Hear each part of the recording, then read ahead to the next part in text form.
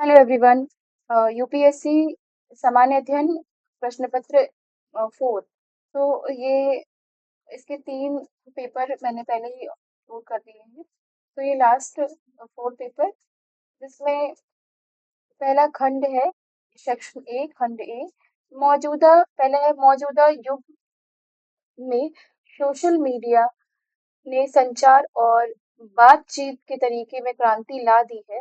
हालांकि इसने कई नैतिक मुद्दे और चुनौतियां खड़ी कर दी हैं। इस संबंध में मूल नैतिक दुविधाओं का वर्णन कीजिए। 150 शब्दों में उत्तर देना है। अगला है, संवैधानिक नैतिकता कोई स्वाभाविक मनोभाव नहीं है, बल्कि नागरिक शिक्षा और कानून के शासन के पालन का परिणाम है। सिविल सेवक के लिए संवैधानिक नैतिकता का परीक्षण करते हुए लोक प्रशासन में सुशासन को बढ़ावा देने और जवाबदेही सुनिश्चित करने में इसकी भूमिका पर प्रकाश डालिए। 150 शब्दों में। कार्ल वॉन क्लॉज़विट्ज़ ने एक बार कहा था, युद्ध दूसरे माध्यमों से की जाने वाली एक कूटनीति है। समकालीन भू राजनीतिक संघर्ष के वर्तमान संदर्भ में उपयुक्त कथन का आलोचनात्मक विश्लेषण कीजिए। 150 शब्दों में। राष्ट्रीय सुरक्षा को ध्यान में रखते हुए देश और में पारिस्थितिक रूप से संवेदनशील सीमावर्ती क्षेत्रों में विकास परियोजनाओं की पर्यावरणीय मंजूरी पर विवादों से संबंधित नैतिक दुविधाओं का परीक्षण कीजिए। 150 शब्दों में। अगला है, महान विचारकों के 3 उद्धरण नीचे दिए गए हैं। वर्तमान संदर्भ में प्रत्येक उद्धरण आपको क्या संप्रेषित करता है? अ, जो लोग मुसीबत में भी शांत रहते हैं, मुसीबत ही स्वयं परेशानी होगी। तिरुवल्लुवर। 150 शब्दों में बताना है। अगला है, मेरी पीढ़ी श्री कबीर। मेरी पीढ़ी की सबसे बड़ी खोज यह है कि मनुष्य अपना दृष्टिकोण बदलकर अपना जीवन बदल सकता है। William Jones. 150 शब्दों में। तीसरे का सी, किसी समाज की शक्ति और कानूनों में नहीं, बल्कि उसके लोगों की नैतिकता में होती है। स्वामी विवेकानंद। 150 शब्दों में। चौथे का ये, किसी प्रकार की सामाजिक पुनर्रचना के लिए कल्याणकारी योजनाओं को सफलतापूर्वक क्रियान्वित करने हेतु एक सिविल सेवक को नैतिक ढांचे में तर्क और आलोचनात्मक सोच का उपयोग करना चाहिए। उपयुक्त उदाहरणों के साथ इस कथन की पुष्टि 150 शब्दों में। अगला है, महावीर की प्रमुख शिक्षाएं क्या है? समकालीन विश्व की उनकी प्रासंगिकता स्पष्ट कीजिए। 150 शब्दों में। अगला है, 5वीं इकाई, जो व्यक्ति अपने कर्तव्य के प्रति समर्पित होता है, वह जीवन में सर्वोच्च पूर्णता को प्राप्त करता है। एक सिविल सेवक के रूप में जिम्मेदारी की भावना और व्यक्तिगत संतुष्टि के संदर्भ में इस कथन का विश्लेषण कीजिए। 150 शब्दों में। 5वीं कवि, समग्र विकास लक्ष्य को प्राप्त करने के लिए एक सिविल सेवक के नियामक के बजाय एक समर्थ सक्षम कर्ता और सुविधा प्रदाता के रूप में कार्य करता है। इस लक्ष्य को प्राप्त करने के लिए आप क्या विशिष्ट उपाय सुझाएंगे? 150 शब्दों में। अगला है, इसी तरीके से अगला है, ऐसा कहा जाता है कि नैतिक कार्य संस्कृति के लिए प्रत्येक संगठन में आचार्य संहिता होनी चाहिए। मूल्य आधारित और अनुपालन आधारित कार्य संस्कृति सुनिश्चित करने के लिए आप अपने कार्यस्थल में कौन से उपयुक्त उपाय अपनाएंगे? 150 शब्दों में। अगला है, छठे का भी, भारत विश्व की उभरती हुई आर्थिक शक्ति है, क्योंकि आईएमएफ के अनुमान अनुसार हाल ही में इसने विश्व की चौथी सबसे बड़ी अर्थव्यवस्था का दर्जा हासिल किया है। तथापि यह देखा गया है कि कुछ क्षेत्रों में आवंटित धनराशि का या तो कम उपयोग किया जाता है अथवा उसका गलत उपयोग होता है। इस संबंध में जवाबदेही सुनिश्चित करने, लीकेज रोकने तथा निकट भविष्य में विश्व की तीसरी सबसे बड़ी अर्थव्यवस्था का दर्जा प्राप्त करने के लिए आप क्या विशिष्ट उपाय करेंगे, उपाय सुझाएंगे? इसी तरीके से अगला है, हम सेक्शन बी, खंड बा, इसमें है 7। विजय पिछले 2 वर्षों से देश के पहाड़ी उत्तरी राज्य के सुदूर जिले के डिप्टी कमिश्नर थे। अगस्त महीने में पूरे राज्य में भारी बारिश हुई, इसके बाद उक्त जिले के ऊपरी इलाकों में बादल फट गए। पूरे राज्य में विशेषकर प्रभावित जिले में बहुत भारी क्षति हुई। पूरा सड़क नेटवर्क और दूरसंचार बाधित हो गया। इमारतें बड़े पैमाने पर क्षतिग्रस्त हो गई। लोगों के घर नष्ट हो गए और वे खुले में रहने को मजबूर हुए। 200 से अधिक लोग मारे गए और लगभग 5,000 लोग बुरी तरह से घायल हो गए। विजय के नेतृत्व में नागरिक प्रशासन सक्रिय हो गया और बचाव तथा राहत अभियान शुरू हो गया। बेघर और घायल लोगों को आश्रय एवं चिकित्सा सुविधाएं प्रदान करने के लिए अस्थायी आश्रय शिविर तथा अस्पताल स्थापित किए गए। दूर दराज के इलाकों से बीमार और बूढ़े लोगों को निकालने के लिए हेलीकॉप्टर सेवाएं शुरू की गई। विजय को अपने गृह नगर केरल से संदेश मिला कि उनकी मां गंभीर रूप से बीमार है। 2 दिन बाद विजय को दुर्भाग्यपूर्ण संदेश मिला कि उनकी माँ की मृत्यु हो गई। विजय का एक बड़ी बहन के अलावा कोई करीबी रिश्तेदार ना था। उसकी उनकी बड़ी बहन अमेरिकी नागरिक थी और पिछले कई वर्षों से वहीं रह रही थी। इस बीच 5 दिनों के अंतराल के बाद फिर से शुरू हुई भारी बारिश के कारण प्रभावित जिले में स्थिति और खराब हो गई। वहीं उनके मोबाइल पर अपने गृहनगर से मां का अंतिम संस्कार करने के लिए जल्द से जल्द पहुंचने की इसके लगातार संदेश आ रहे थे। इसका ए है, विजय के पास कौन से विकल्प उपलब्ध है? विजय को किन नैतिक दुविधाओं का सामना करना पड़ रहा है? विजय द्वारा पहचाने गए प्रत्येक विकल्प का आलोचनात्मक मूल्यांकन और परीक्षण कीजिए। आपके अनुसार विजय के लिए कौन सा विकल्प अपनाना सबसे उपयुक्त होगा और क्यों? इसको आपको 250 शब्दों में उत्तर देना है। इसी तरीके से इसका इंग्लिश वर्जन भी दिया हुआ है। अगला है इसी तरीके से 8 नंबर, भारतीय संविधान में निहित राज्य के नीति निर्देशक सिद्धांतों के अनुरूप रोटी कपड़ा और मकान की बुनियादी जरूरतों को सुनिश्चित करना सरकार का संवैधानिक दायित्व है। इस आदेश का पालन करते हुए जिला प्रशासन के समाज के बेघर और आर्थिक रूप से कमजोर वर्ग के लिए आवास विकसित करने हेतु वन भूमि के लिए हिस्से की सफाई का प्रस्ताव रखा। हालांकि प्रस्तावित भूमि पारिस्थितिकी रूप से एक संवेदनशील क्षेत्र है जो सदियों पुराने पेड़ों, औषधियों, पौधों और महत्वपूर्ण जैव विविधता के से परिपूर्ण है। इसके अलावा ये वन सूक्ष्म जलवायु और वर्षा को विनियमित करने, वन्यजीवों के लिए आश्रय प्रदान करने, मृत्तिका की उर्वरता बढ़ाने, भूमि मृदा अपरदन रोकने एवं आदिवासी तथा खानाबदोश समुदायों की आजीविका को बनाए रखने में मदद करते हैं। पारिस्थितिकी और सामाजिक लागतों के बावजूद प्रशासन उक्त प्रस्ताव के पक्ष में तर्क देता है कि यह पहल मौलिक मानवाधिकारों को एक महत्वपूर्ण कल्याणपरक प्राथमिकता के रूप में संबोधित करती है। इसके अलावा इस समावेशी आवास विकास के माध्यम से गरीबों के उत्थान और सशक्तिकरण से सरकार का कर्तव्य पूरा होगा। पूरा जंगली जानवरों के खतरे और बार बार होने वाले मानव वन्य जीव संघर्ष के कारण ये वन क्षेत्र असुरक्षित हो गए हैं। अंत में वन क्षेत्रों को साफ करने से इन इलाकों को कथित तौर पर छिपने के स्थानों के रूप में उपयोग करने वाले असामाजिक तत्वों पर अंकुश लगाने में मदद मिल सकती है, जिससे कानून और व्यवस्था में सुधार होगा। इसका ए पार्ट, क्या बेघरों के लिए सामाजिक कल्याणपरक उद्देश्यों की पूर्ति हेतु वनों की कटाई को नैतिक रूप से उचित ठहराया जा सकता है? मानव विकास के साथ पर्यावरण संरक्षण को संतुलित करने में समाज सामाजिक, प्रशासनिक और नैतिक चुनौतियां क्या हैं? पर्यावरणीय अखंडता और मानवीय गरिमा दोनों की सुरक्षा को सुनिश्चित करने के लिए कौन से ठोस विकल्प या नीतिगत हस्तक्षेप प्रस्तावित किए जा सकते हैं? इसको 250 शब्दों में आंसर करना है। इस तरीके से अगला 9, सुभाष राज्य सरकार में लोक निर्माण विभाग के सचिव हैं। वह एक वरिष्ठ अधिकारी है जो अपनी योग्यता, निष्ठा और काम के प्रति समर्पण के लिए जाने जाते हैं।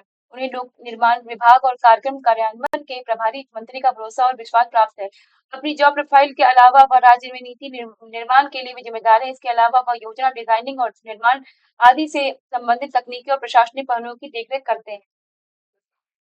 सुभाष के मंत्री राज्य के एक महत्वपूर्ण मंत्री हैं और उनके कार्यकाल के दौरान शहरी बुनियादी ढांचे के विकास और सड़क नेटवर्क में महत्वपूर्ण वृद्धि दर्ज की गई है। वह निकट भविष्य में महत्वाकांक्षी सड़क निर्माण परियोजना शुरू करने के लिए उत्सुक है। सुभाष मंत्री के साथ नियमित संपर्क में है और सड़क निर्माण परियोजना के विभिन्न तौर तरीकों पर काम कर रहे हैं। मंत्री द्वारा परियोजना की औपचारिक सार्वजनिक घोषणा करने से पहले उनके द्वारा मंत्री के समक्ष नियमित बैठकें, चर्चाएं और प्रस्तुतियां की जाती हैं। सुभाष का इकलौता बेटा विकास रियल एस्टेट बिजनेस में है। उनके बेटे को अपने सूत्रों से पता चलता है कि एक मेगा रोड परियोजना अंतिम चरण पर है। इस संबंध में किसी भी समय घोषणा होने की उम्मीद है।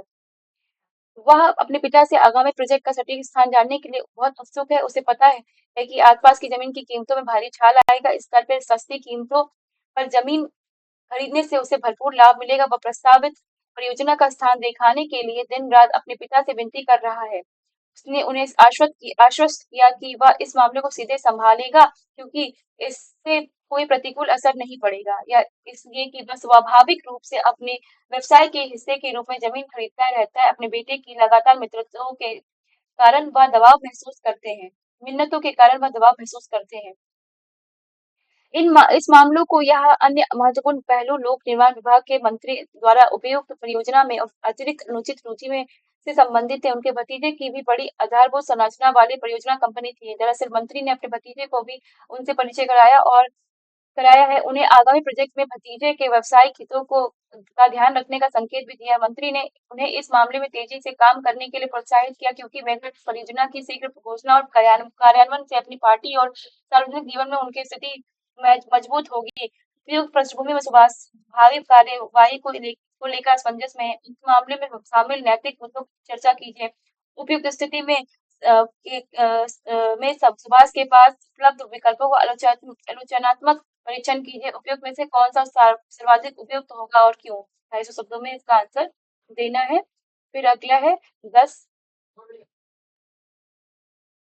राजेश अब काफी वरिष्ठ हो गए हैं और अगले एक या दो वर्षों में एजी जूनियर एडमिनिस्ट्रेटिव ग्रेड में उनकी पदोन्नति की उम्मीद है।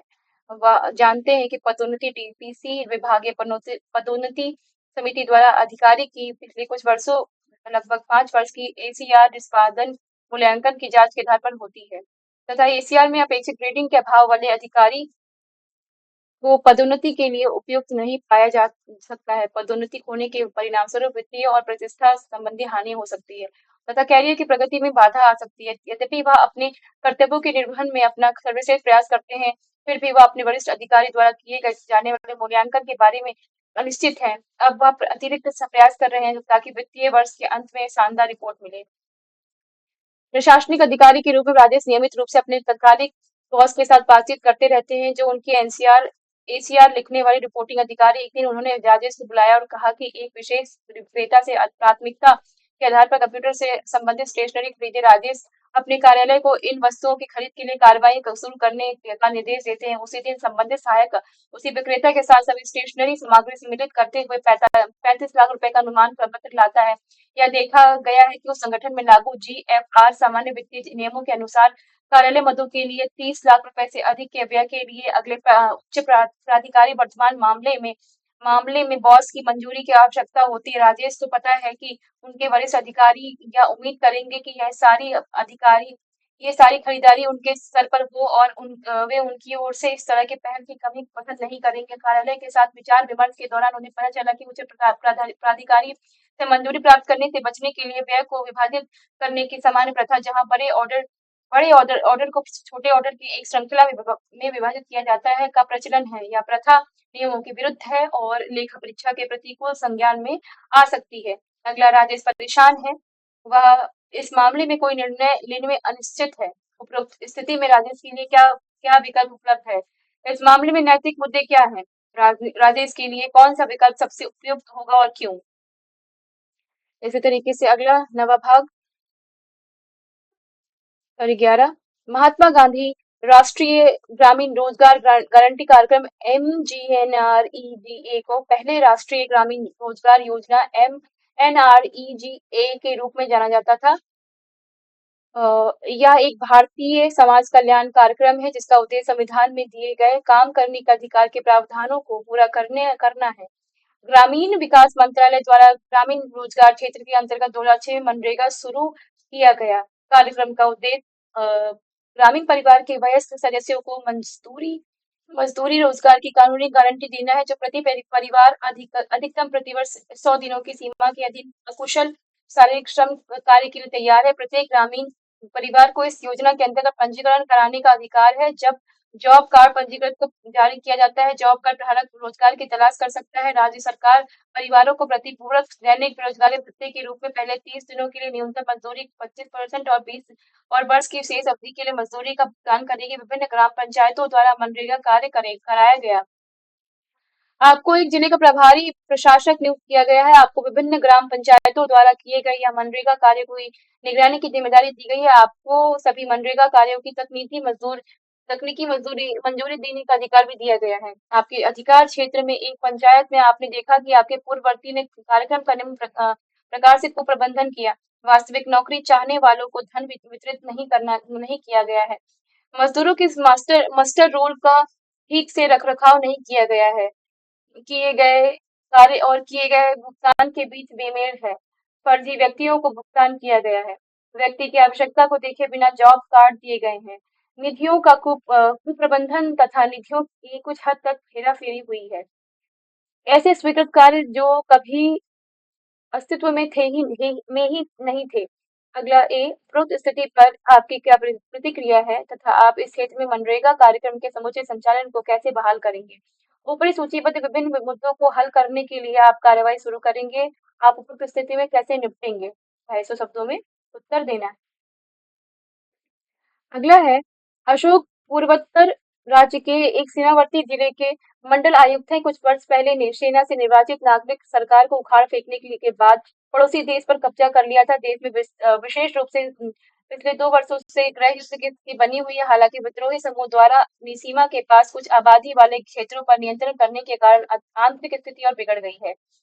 सैन्य और विद्रोही समूहों के बीच तीव्र संघर्ष के कारण हाल के दिनों में नागरिक हताहतों की संख्या में कई गुना वृद्धि हुई है। इस बीच अशोक को एक रात में सीमा चौकी पर तैनात पुलिस से सूचना मिली कि लगभग 200 से 250 लोग जिनमें मुख्य रूप से महिलाएं और बच्चे सीमा पार करके हमारी सेना की ओर आने की कोशिश कर रहे थे। इस समूह में सैन्य वर्दीधारी हथियारों के साथ लगभग 110 सैनिक शामिल हैं जो सीमा पार करना चाहते हैं।